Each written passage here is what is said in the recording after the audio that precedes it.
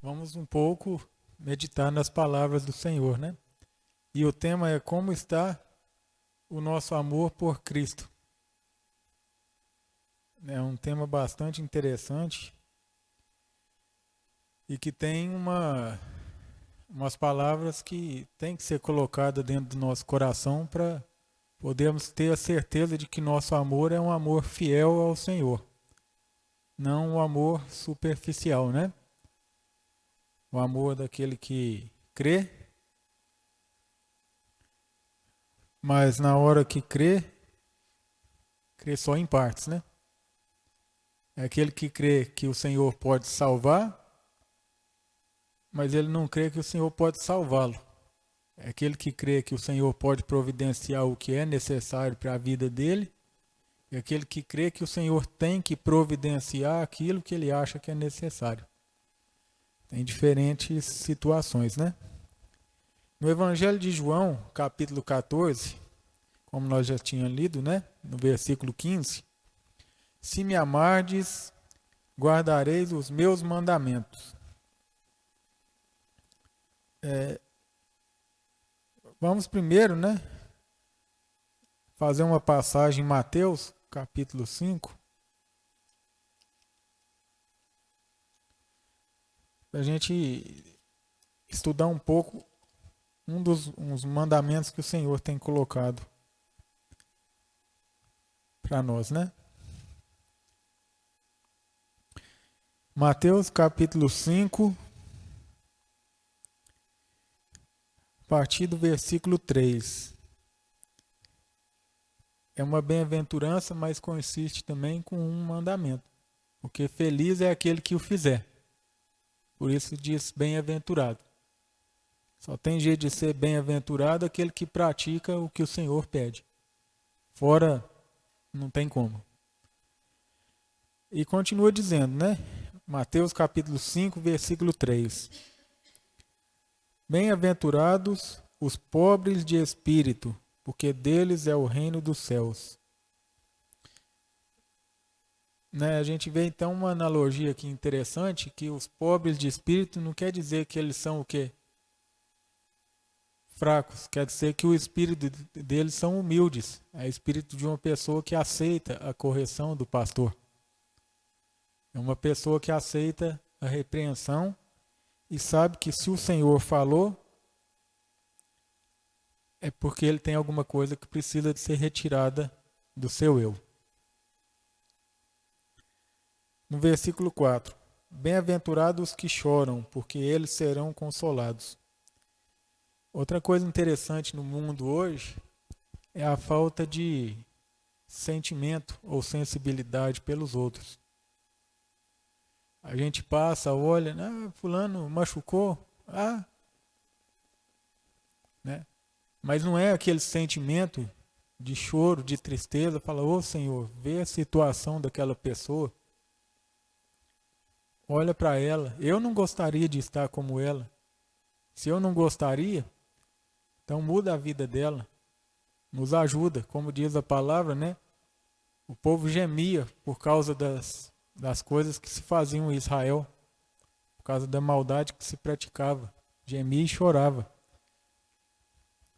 Tem uma diferença, né?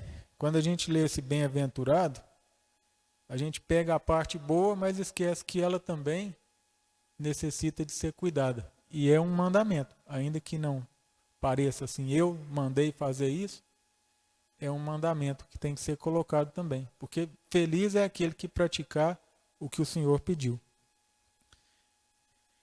Versículo 5. Bem-aventurados os mansos, porque eles herdarão a terra. É outra condição interessante, né? Ovelha, né? Nós temos assim já uma prática, entendimento de ver, né? Que ovelha ela é mansa, né?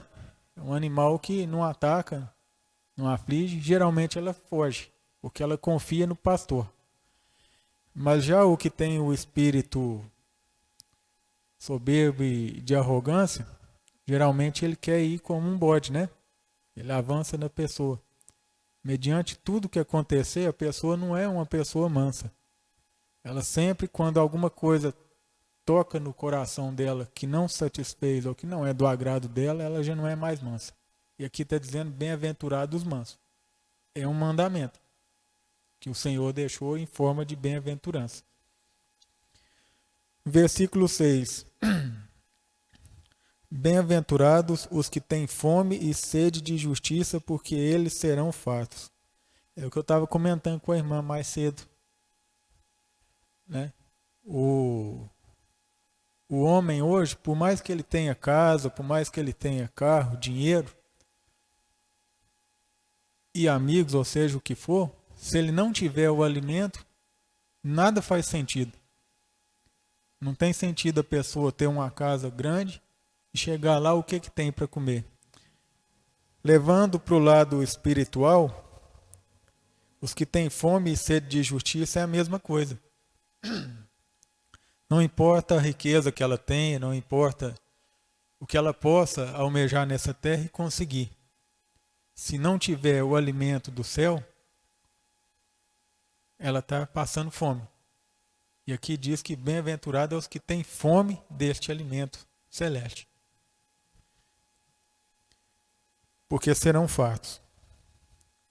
Outra característica interessante, versículo 7, de Mateus capítulo 5. Bem-aventurados os misericordiosos, porque eles alcançarão misericórdia. É outra condição, né? O amor por Cristo depende de muitas características. E muitas delas são descritas como bem-aventuranças. E como nos diz aqui, misericordioso. Aí vem outra pergunta aos irmãos.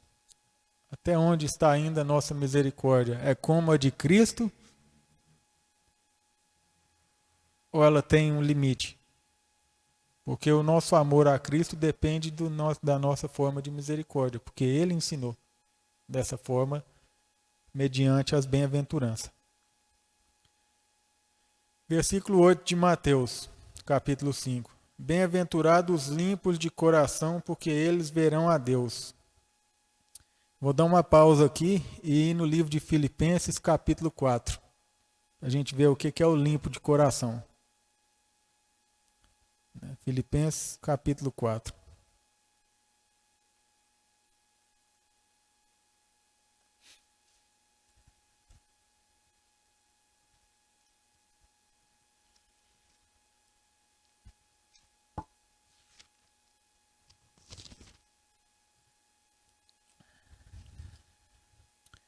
Versículo 8.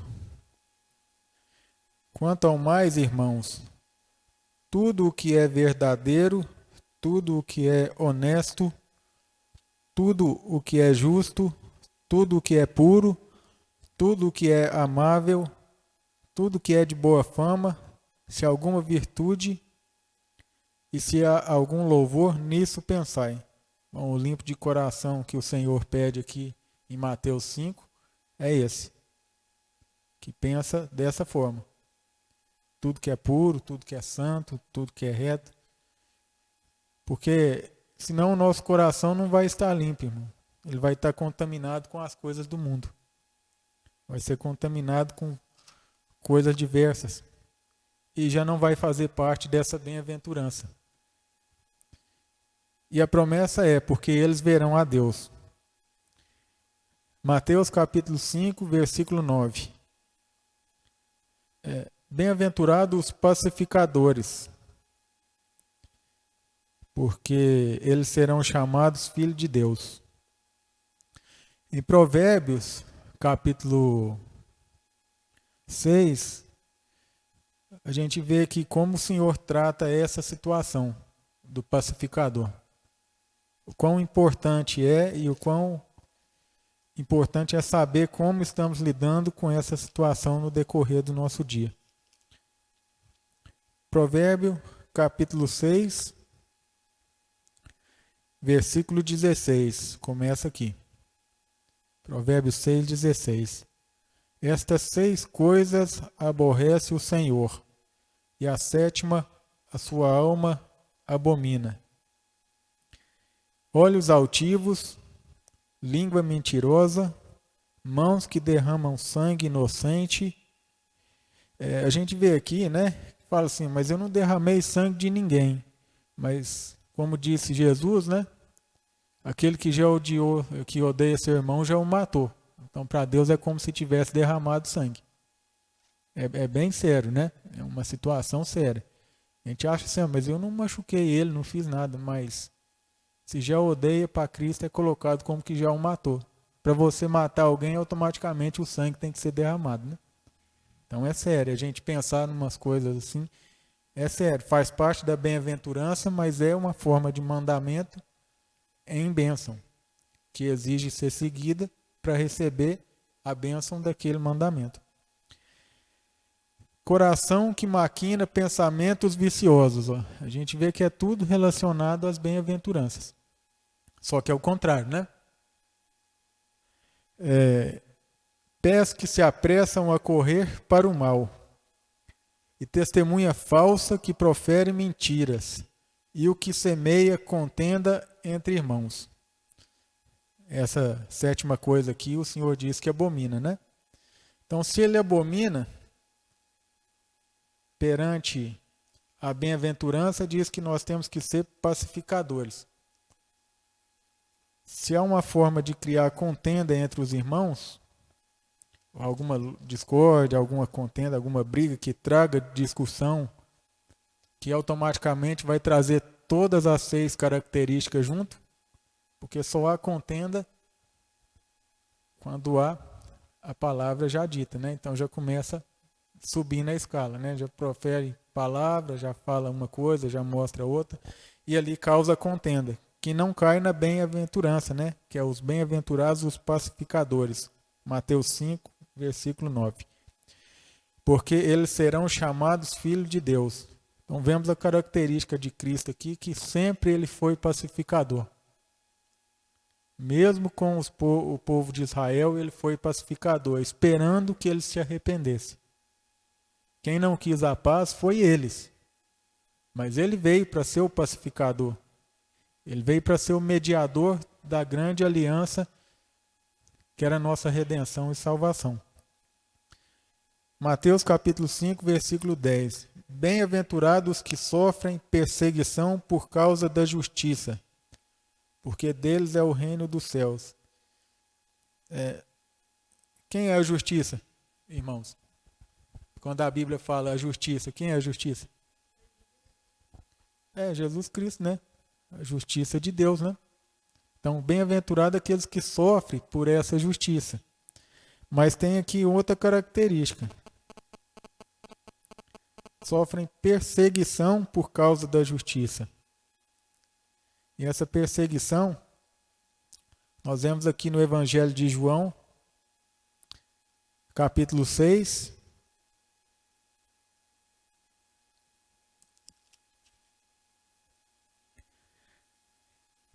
a partir do versículo 60.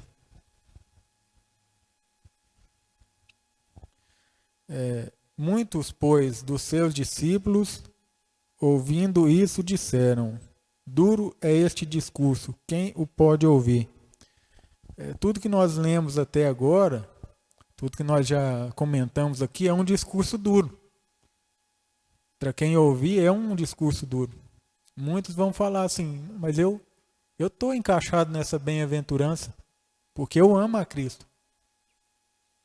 Mas se me amar, guardará os meus mandamentos. E as bem-aventuranças, como eu disse para os irmãos, é um mandamento com forma de bênção. Como o 5º mandamento que diz para o filho, né? Honra seu pai e sua mãe, que seus dias na terra serão prolongados.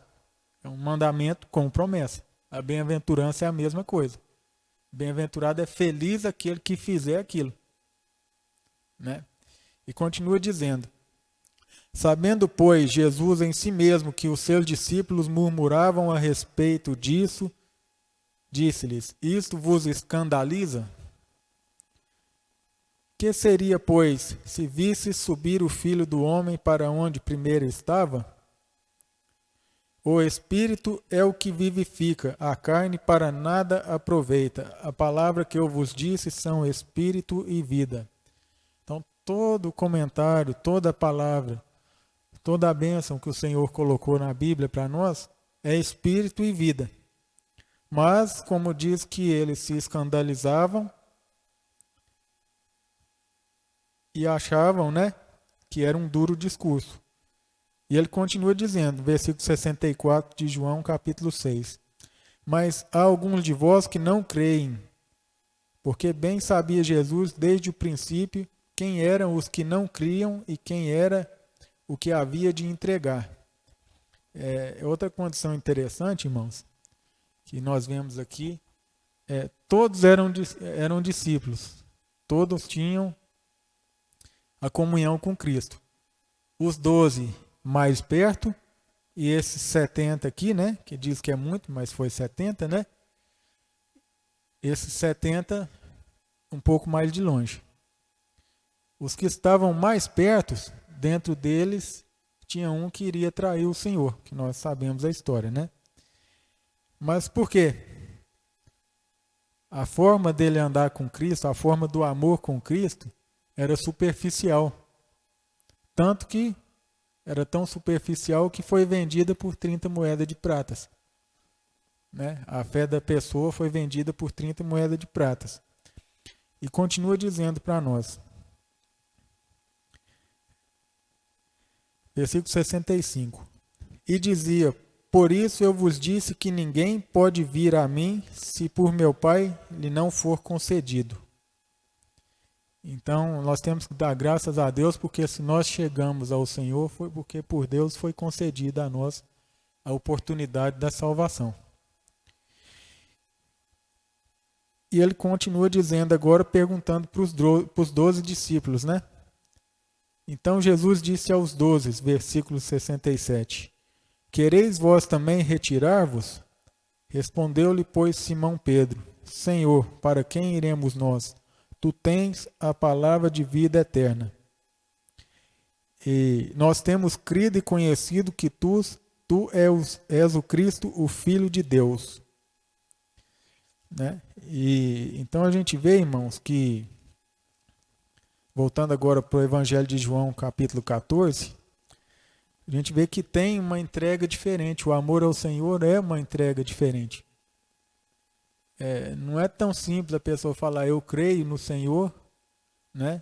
Ou mesmo quando nós escutamos, né? Eu já fui salvo. Nós estamos no processo de salvação, porque senão o Senhor não iria dizer, né? Bem-aventurado aquele que perseverar até o fim. Porque se ele falou até o fim, é porque ainda pode a pessoa não querer perseverar, como esses discípulos aqui não quiseram, né? Abandonaram quando a luta, quando a palavra escandalizava e era duro o discurso. João, capítulo 14, versículo 20. Naquele dia conhecereis que estou em meu Pai, e vós em mim, e eu em vós. Aquele que tem os meus mandamentos e os guarda, este é o que me ama. E aquele que me ama será amado de meu Pai, e eu o amarei e me manifestarei a ele. E versículo 23. Jesus respondeu e disse-lhe: se alguém me ama, guardará a minha palavra, e o meu Pai o amará, e viremos para ele e faremos nele morada. Quem não me ama, não guarda as minhas palavras. Ora, a palavra que ouviste não é minha, mas do Pai que me enviou. Agora vamos aqui no livro de Zacarias. Zacarias.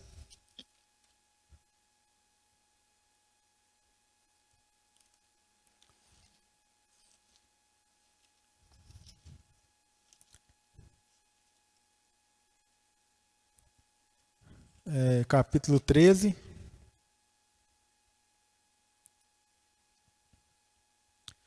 Vamos ler alguns versículos aqui.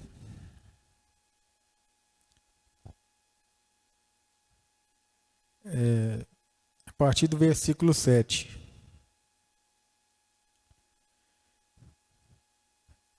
Ó espada, ergue-te contra o meu pastor e contra o varão que é o meu companheiro, diz o Senhor dos Exércitos. Fere o pastor e espalhar-se-ão as ovelhas, mas volverei a minha mão para os pequenos. Versículo 8. E acontecerá em toda a terra, diz o Senhor, que as duas partes dela serão extirpadas e expirarão, mas a terceira parte restará nela. Nós vemos aqui já a situação do remanescente, né? Aquele que tem o amor pelo Senhor. Agora vem outra condição que está aqui no versículo 9. Não está falando que essa terceira parte agora está tudo bem, está tudo salvo e não vai precisar de fazer mais nada. Olha o que o texto diz para nós. E farei passar esta terceira parte pelo fogo. Né, o fogo nós sabemos, irmãos, né, que é prova. E a purificarei como se purifica a prata. E a provarei como se prova o ouro. Ela invocará o meu nome, e eu a ouvirei. Direi, é meu povo, e ela dirá, o Senhor é meu Deus. No livro de Malaquias, capítulo 3, versículo 6. Porque eu, o Senhor, não mudo, por isso vós, ó filhos de Jacó, não sois consumidos. Então nós vemos que a palavra do Senhor não muda. Não mudou na época de Moisés e não mudou depois que o Senhor veio em carne aqui na terra para poder morrer por nós na cruz. Na época antiga, como nós estudamos, né, na semana passada na escola sabatina, era o tipo do santuário terrestre. E o Senhor, na sua misericórdia, veio com seu grande amor morrer por nós para nós poder ter oportunidade de receber a vida eterna, mediante a estes mandamentos que têm que ser cumpridos. E eles que vão revelar o nosso amor pelo Senhor. Como diz aqui no Evangelho de Lucas, capítulo 9, diz para nós o seguinte. Lucas capítulo 9, versículo 23.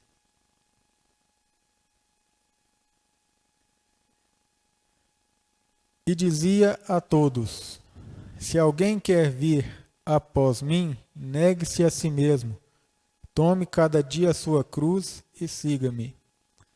Então é uma palavra dura, né? Que os discípulos lá foram embora.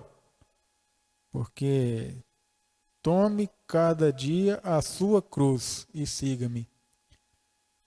É uma palavra dura, né? Que depende de uma entrega, de um amor muito grande. É como eu tinha comentado, né? Se a pessoa falar para uma pessoa, pode estar chovendo, pode estar o sol que for. Olha, tem um valor em dinheiro em tal cidade, mas você precisa de ir lá de a pé. Não pode pegar carona, não pode comer, porque senão você não recebe aquele valor. A pessoa vai, por amor, aquele valor que está lá. Mas se for para ir para Cristo, a pessoa já pondera. Ah, mas eu tenho que acordar às 5 horas da manhã para orar? Está frio. Né? Ah, mas eu tenho que sair de tarde de casa, 7 horas, 8 horas da noite, para me poder ir para a igreja? Não, tá frio, né? Eu não posso ir. Mas se chamar para qualquer outra coisa, o amor da pessoa vai. É aquela história, né? O namorado que ama demais a namorada, se ficar sem ela, fica doente. Não come, não faz nada. Mas se falar para a pessoa, vamos jejuar um dia pelo Senhor? Não, eu não posso. Eu não dou conta. Para a pessoa perder, né, ter o corpo esbelto, né, para o outro olhar, né, porque geralmente é assim. A pessoa fica bonita para o outro olhar. Muito raramente para ela própria. Está satisfeita com ela mesma. Sempre nós vivemos com olhar no que o outro pensa de mim. E nós sabemos que o outro tem que pensar não de nós, e sim de Cristo que está em nós. Aí sim tem um valor do que o outro pensa na gente. E continua dizendo, porque qualquer que quiser salvar a sua vida, perdê-la-á. mas qualquer que por amor de mim perder a sua vida, salvará. Porque que aproveita o homem ganhar o mundo todo, perdendo-se ou prejudicando-se a si mesmo? Porque qualquer que de mim e das minhas palavras se envergonhar, dele se envergonhará o Filho do Homem, quando vier na sua glória e na do Pai e dos santos anjos. Que o Senhor venha abençoar a todos nesta noite, que essas palavras possam ter ido de contra ao coração, que o nosso amor ao Senhor possa ser mais sincero. Sabemos que temos falhas, sabemos que temos momentos difíceis, mas o amor ao Senhor é o que vai falar para a gente: olha, filho, eu estou aqui. Olha, filho, eu morri na cruz para te salvar. Não vai ao mundo, não busca o Egito. Venha ao Senhor que sempre te amou e te buscou, e com mão forte, como na época antiga, por Moisés, tirou o povo do Egito, e com o seu próprio sacrifício na cruz, deu a oportunidade de nós ser tirados desse mundo de trevas. Amém, irmãos? O Senhor venha abençoar a todos os irmãos nesta noite.